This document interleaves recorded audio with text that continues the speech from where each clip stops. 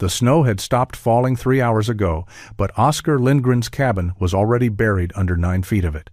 While his neighbors suffocated in their sealed log prisons or froze trying to dig through walls of powder, Oskar crawled on his hands and knees through a stone-lined tunnel that no one had believed he would ever need. Before we continue, drop a comment telling us where you're watching from, and if you want more stories of frontier ingenuity that saved lives, hit that subscribe button because tomorrow's tale is even more incredible. The cabin felt smaller every hour. Oskar Lindgren pressed his hand against the door and felt the pressure from the other side, tons of snow packed against the wood like a living thing trying to get in, or maybe trying to keep them inside. He couldn't tell anymore. The fire in the stone hearth was burning low, and Raymond Cooper sat near it, coughing into his hand. It was February 18th, 1846. They were 3 days into a blizzard that had turned the Wind River Range of Wyoming Territory into a white hell. The cabin that had seemed sturdy when they'd built it the previous summer now felt like a coffin with the lid slowly closing. "We need more wood," Raymond said, his voice hoarse. The coughing had started yesterday. Oskar knew what it meant. The air inside the cabin was going bad. Too much smoke, not enough fresh air coming in. Every gap in the walls was sealed with snow. The window was buried. The door wouldn't budge against the weight pressing from outside. Oskar had tried that morning, putting his shoulder into it until his muscles screamed. The door had moved maybe 2 inches before the wall of snow pushed back. He'd seen the darkness through that tiny gap, snow packed so tightly it might as well have been earth. They were buried alive in a cabin that still had walls and a roof. "I'll break through the roof," Oskar said. He'd been thinking about it all day. It was madness, letting cold air pour in, when they were already struggling to stay warm. But the alternative was suffocating slowly in smoke and depleted air. Raymond shook his head. "Snow's too deep. You saw it. Must be 6-7 feet up there by now. You break through, and it'll pour in. We'll freeze before we can dig out. We'll freeze anyway if we can't breathe. Then we burn less. Make the wood last." They burned less. The temperature inside the cabin dropped. Raymond's coughing got worse. Oskar watched his partner through the dim light of their dying fire and understood with horrible clarity that they'd made a fundamental mistake. They'd built a shelter designed to keep weather out, but they hadn't built one designed to let them escape when the weather became the walls themselves. On the 4th day, Raymond stopped coughing. Oskar was hauling wood from their small interior stack when he noticed the silence. He turned and saw Raymond slumped near the hearth, his face peaceful, his chest still. Carbon monoxide? Probably. The smoke and bad air had taken him quietly while Oskar's back was turned. Oskar sat beside his partner's body for an hour, maybe more. Time felt strange in the dim, airless cabin. Then survival instinct overrode grief. He had to get out. He climbed to the loft and began tearing at the roof. Spring came slowly to the Wind River Range. Oskar spent the weeks after Raymond's death in a fog of grief and obsessive thinking. He'd survived his own roof-breaking escape by pure luck, clawing through snow until his hands bled, emerging into frozen air that burned his lungs but kept him alive. Raymond hadn't been so fortunate. The thaw in April revealed his partner's body exactly where Oskar had left it, preserved by cold. Oskar buried Raymond on a hillside overlooking the valley where they'd trapped together for 2 seasons. He marked the grave with stones and spent that night unable to sleep, his mind circling the same question: how many other men had died the same way? He began traveling to abandoned cabins throughout the territory. The evidence was everywhere once he knew to look for it. A cabin near the Green River had its door broken outward, splintered wood showing where someone had tried desperately to escape from inside. The snow had melted months ago, but Oskar could read the story. Someone trapped, someone who'd thrown themselves against the door until the wood gave way, only to face a wall of packed snow that wouldn't yield. Another cabin showed a collapsed section of roof. Oskar climbed inside and found the interior destroyed by snow that had poured through the opening. Scattered belongings suggested the occupant had fled, but there was no way to know if they'd survived the escape into a blizzard. At a trading post near South Pass, he met a trapper named Leonard Foster, who'd survived the same storm that killed Raymond. Foster described being sealed in his cabin for 5 days, burning everything that would catch fire, including part of his door frame, just to stay warm and keep air moving. "Thought I was dead," Foster said, drinking whiskey with shaking hands. "Could feel the air going thick, started seeing things that weren't there. Then the storm broke, and I dug out through the window. Took me 8 hours to clear enough snow to squeeze through." Oscar asked how many others had survived. Foster's expression went dark. "Charlie Brennan didn't make it, found him in May, and the Hutchison brothers, nobody's seen them since January. Their cabin's still standing, but I'm guessing they're inside it." Every conversation revealed the same pattern. Mountain men accepted cabin burial as a risk of winter trapping, like bear attacks or avalanches. It was simply how things were. You built a cabin, you hoped the snow didn't get too deep, and if it did, you either got lucky or you didn't. Oscar realized something that spring that changed everything. The problem wasn't that cabins failed. The problem was that every cabin had only one way out. When that single exit became blocked, the cabin transformed from shelter into tomb. He began sketching in his journal underground passages, tunnels, secondary exits built into hillsides, ways to move beneath the snow instead of through it. When other trappers saw his drawings, they laughed. Chester Boone looked at Oscar's sketches and shook his head. "Planning to dig like a badger, Lindgren? Just build your cabin better." Oscar left the mountains in early June 1846, heading to Fort Bridger with his spring furs. Most trappers spent their town time drinking, gambling, and forgetting the isolation of wilderness life. Oscar spent his watching people build things. Fort Bridger was growing. Mormon settlers were moving through on their way to the Salt Lake Valley, and some were staying to establish permanent structures. Oscar watched a crew laying foundation stones for a supply warehouse. He stood for hours observing how they selected rocks, how they fitted irregular shapes into stable walls, how they created corners that locked together without mortar. The foreman, a broad-shouldered man named Thomas Shepard, eventually noticed him. "You planning to help or just supervise?" "Learning," Oscar said simply. "How much weight can a stone wall like that hold?" Shepard looked at him with new interest. "Done right? More than you'd think. Stone handles compression better than wood. You can stack weight on it all day long and it just sits there. Long as the foundation's solid and the walls plumb, it'll hold whatever you put on top." Oscar asked about spans and supports. Shepard explained how wooden beams distributed weight across stone walls, how arches created strength, how thickness mattered more than height for load-bearing. He drew diagrams in the dirt, explaining principles he'd learned as a stonemason in Pennsylvania before heading west. Oscar spent 2 days helping with the foundation in exchange for knowledge. He learned which stones made good base layers, how to identify weaknesses in rock that would crack under pressure, how to create walls that leaned slightly inward for stability. He asked about underground construction. "Root cellars?" Shepard said. "Built dozens back east. Trick is keeping them from collapsing. Stone walls, timber ceiling supports, and enough earth above to insulate. They never freeze in winter, never get hot in summer, and they don't cave in because the stone walls hold the earth back." Oscar absorbed every detail. He visited the fort's mine operation and studied how they reinforced tunnel entrances. He examined root cellars behind settler cabins and noted the construction methods.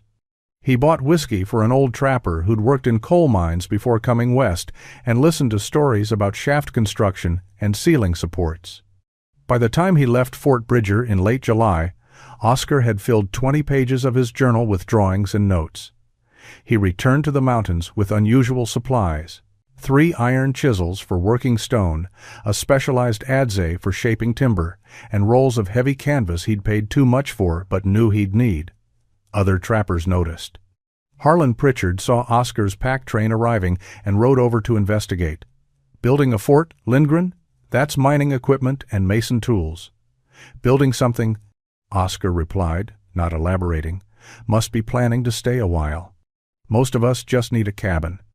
Most of us just need to stay alive, Oscar said quietly, thinking of Raymond's grave on the hillside. Oscar selected his new cabin site in early September, 1846. The location wasn't chosen for convenience or proximity to beaver streams. He chose it for terrain. The spot sat on a hillside with a natural slope rising behind it, elevated enough for drainage but protected from wind by the rise of land. Most importantly, the hillside was composed of stable earth, not loose scree or rock that would make excavation impossible. He built the cabin first, but differently than most mountain men. He positioned it with the rear wall tight against the rising slope, almost built into the hillside itself. The cabin itself was standard construction, logs notched at corners, a stone hearth, a solid door.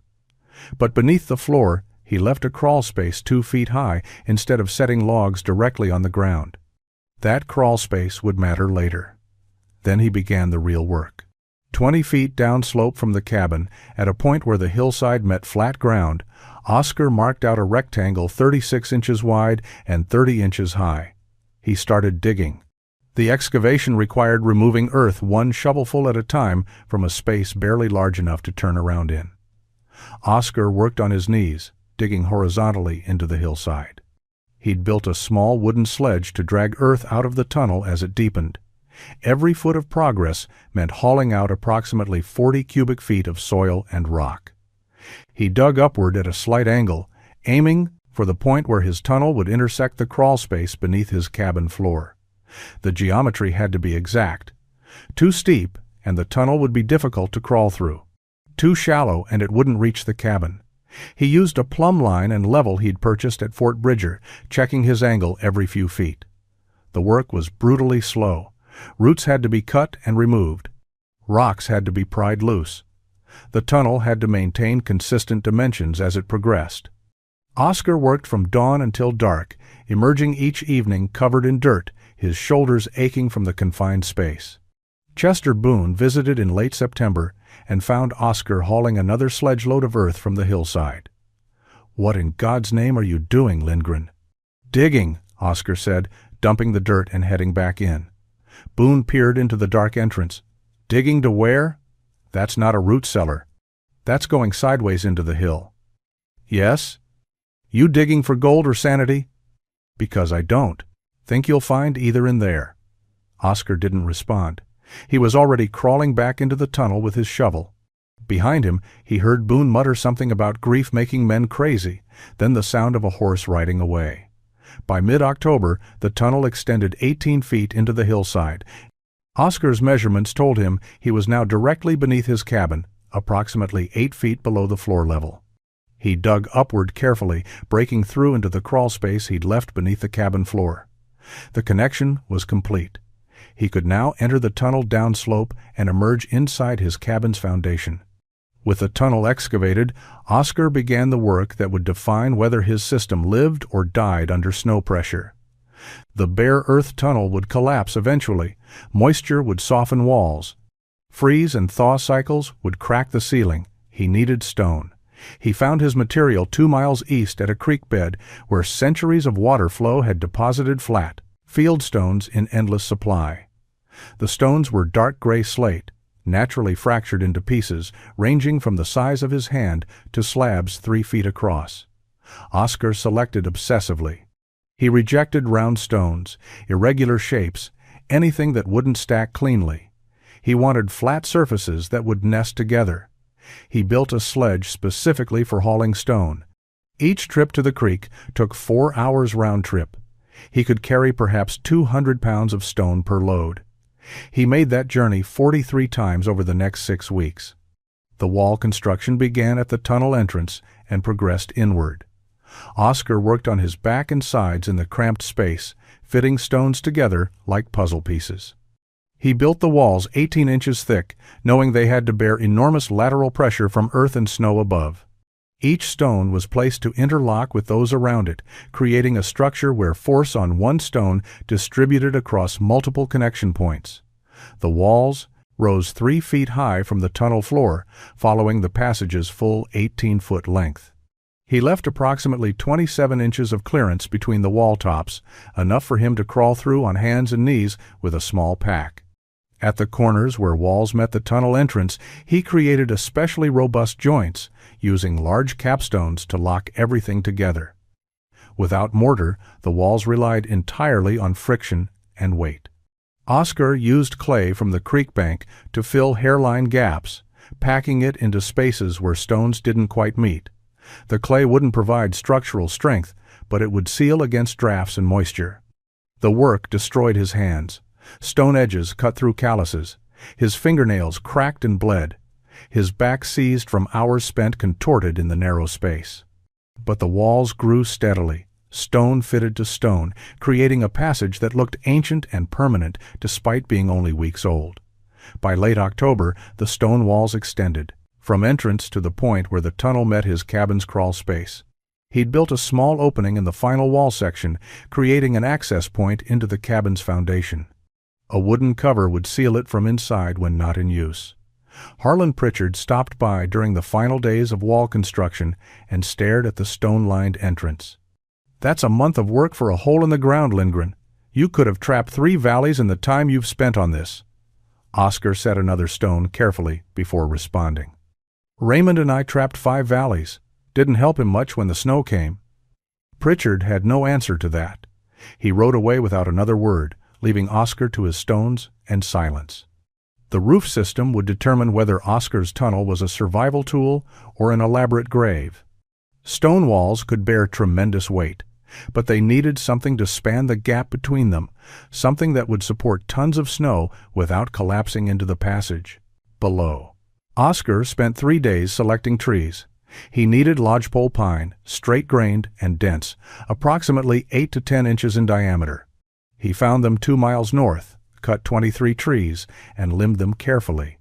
Each log had to be exactly 6 feet 3 inches long to span the tunnel width with 3 inches of bearing surface on each stone wall. He used his adze to shape the log ends, creating flat surfaces that would sit solidly on the stone walls. The work required precision. Uneven bearing would concentrate weight on single points and crack the stone. He shaped each log end until it sat perfectly level across its full width. Starting at the tunnel entrance, Oscar laid the first beam across the stone walls. It settled into place with satisfying solidity. He positioned the next beam 16 inches away, then another. The spacing was critical. Too far apart and the roof covering would sag between beams. Too close together and he'd waste wood better used elsewhere. The beams created a ribbed structure over the full 18-foot tunnel length. From inside, looking up, the passage resembled the hull of an upside-down boat, wooden ribs spanning stone walls in regular intervals. Over the beams, Oscar stretched elk hides he'd prepared during autumn hunting. He'd taken 7 elk specifically for their hides, tanning them with a mixture of brain matter and wood ash until they were flexible and durable. He laid the hides lengthwise over the beams, overlapping edges by 6 inches, securing them with wooden pegs driven into the beam sides. The hide layer served multiple purposes. It created a vapor barrier, keeping moisture from rotting the wood above. It added insulation value. Most importantly, it provided flexibility. Snow weight would compress and shift. Rigid materials would crack. The hides would flex and distribute pressure. Over the hides came moss. Oscar had gathered it from north-facing slopes where it grew thick and dense. He packed it 6 inches deep over the entire hide surface, creating an insulation layer that would keep the tunnel interior above freezing even when surface temperatures dropped to -30 degrees. The final layer was sod and turf. Oscar cut rectangular sections from the hillside above, preserving the root systems. He laid them grass-side up over the moss, rebuilding the natural slope. The living plants would root and grow, creating a permanent seal that would look like undisturbed hillside. When finished, the tunnel was invisible from above. The roof system added approximately 18 inches of material over the beams. Total depth from stone floor to hillside surface was roughly 6 feet. Oscar tested the structure by piling stones on top, simulating snow load. He added weight until the equivalent of 8 feet of heavy snow pressed down. The beams didn't flex. The stone walls didn't shift. The first snow came on December 14, 1846. Oscar woke to find 3 feet of powder, covering everything. The world transformed overnight into white silence. He dressed in heavy furs and went outside, not through his cabin door, but through the test he'd been anticipating for months. He descended into the crawl space beneath his cabin floor, moving carefully in the confined darkness. His hand found the wooden cover he'd built over the tunnel access. He pulled it aside and crawled forward into absolute blackness. The tunnel was tight and cold. Oscar moved on hands and knees, his shoulders nearly brushing stone walls on either side. He couldn't see anything, navigating by touch and memory. The stone was rough under his palms, his breath echoed strangely in the confined space. 20 feet of crawling through darkness. Then his hands found the change in air temperature that meant he was nearing the entrance. He emerged at the downslope, opening into blinding white daylight. Snow had drifted around the entrance but hadn't blocked it. The low profile kept it below the main. Accumulation. Oscar stood and looked back at his cabin, barely visible through falling snow.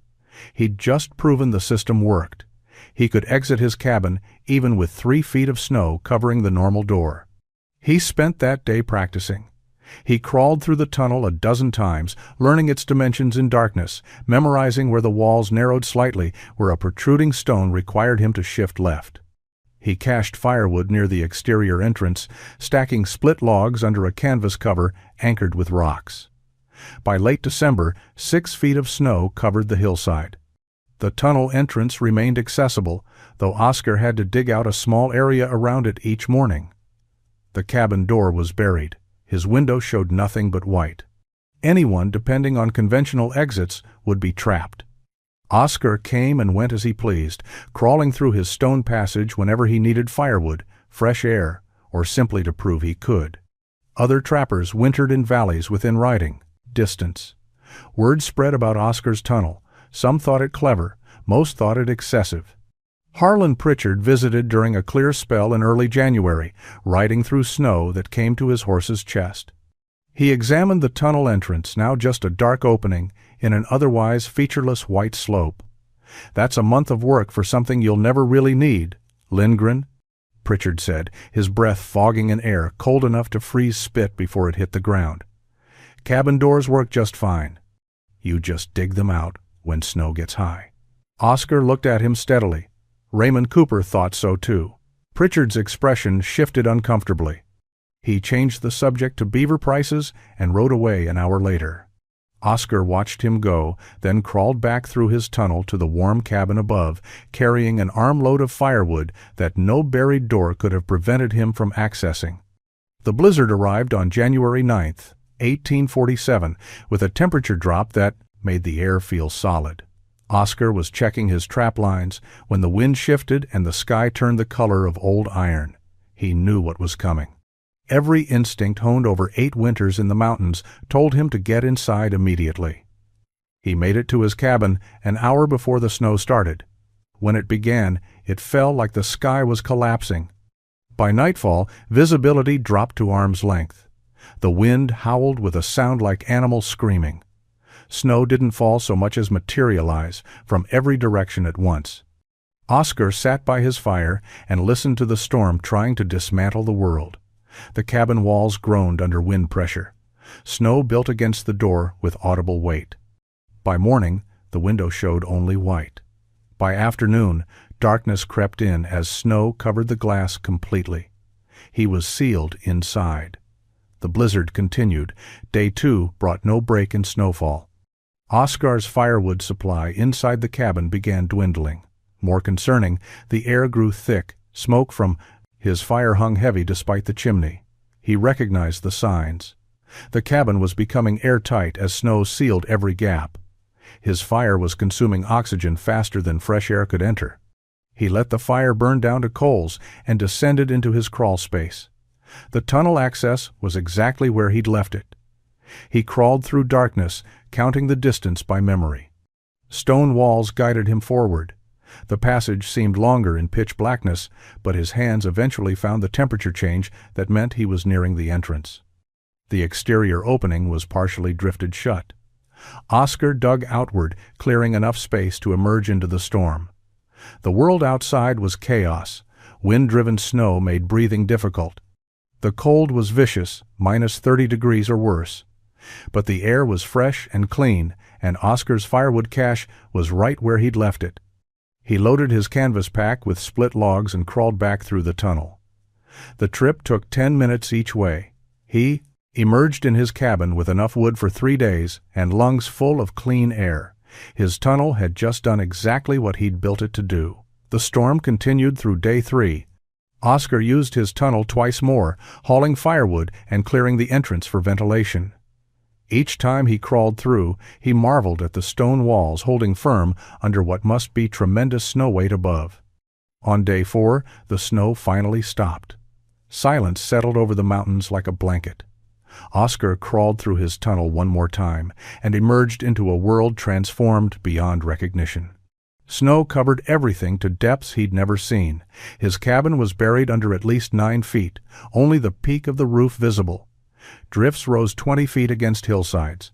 The landscape looked like an ocean, frozen mid-wave. The silence after the storm was worse than the howling had been. Oscar stood outside his tunnel entrance in air so cold it burned to breathe and looked across a landscape that no longer resembled the mountains he knew.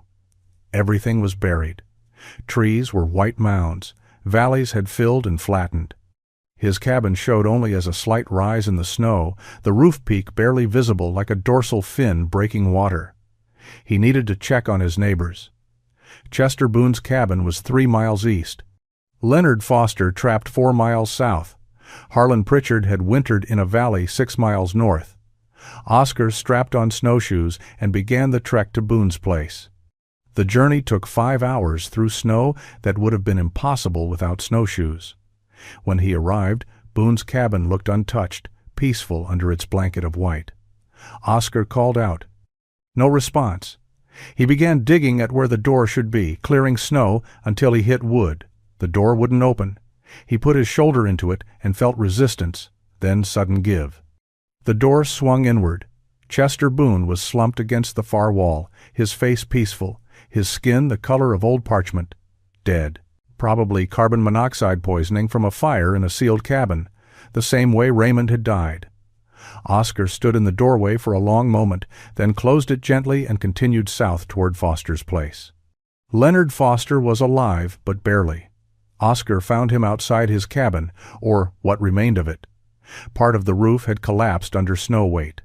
Foster had attempted to dig out through the door and gotten trapped in a snow tunnel that collapsed on him.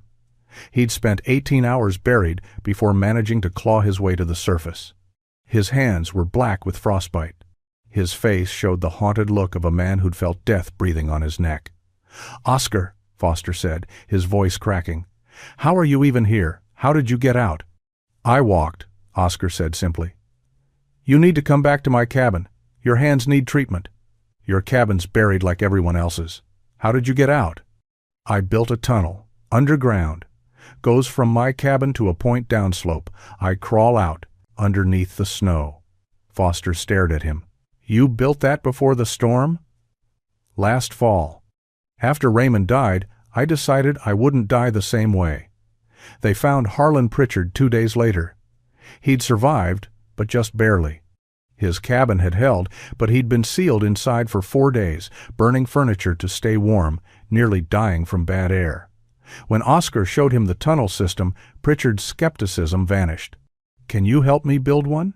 "Yes," Oscar said. By spring, Leonard Foster and Harlan Pritchard both had stone-lined crawl tunnels leading from their cabins. The innovation that had saved Oscar's life was spreading.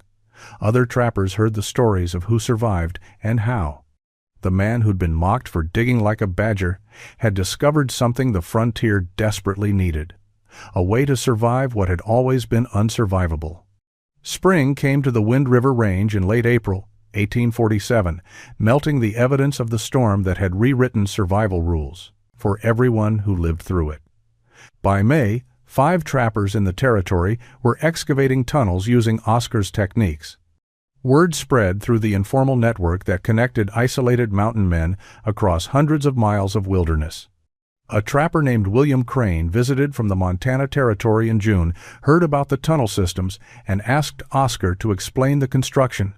Oscar spent 2 days showing him the stone wall technique, the log and hide roof system, the crawl height dimensions that kept entrances below snow burial depth. Crane returned north and built his own tunnel that summer. By 1850, crawl tunnel systems were appearing throughout the high snow regions of the Rocky Mountains.